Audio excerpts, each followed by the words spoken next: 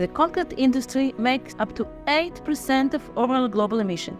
The cement, which is used to make concrete, is the main cause of these emissions. At EVA, we have developed a new building material out of demolition waste. It replaced much of the polluting cement used in concrete while maintaining its physical properties. Since I was a child, I was aware of the problem of the climate crisis.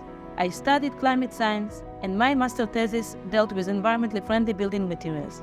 When I learned that there was a shortage of non-polluting building materials, I've decided to found EVA. EVA's technology avoids the thermal activation process used for traditional cement production and achieves high reactivity through our patented physical and chemical activation processes.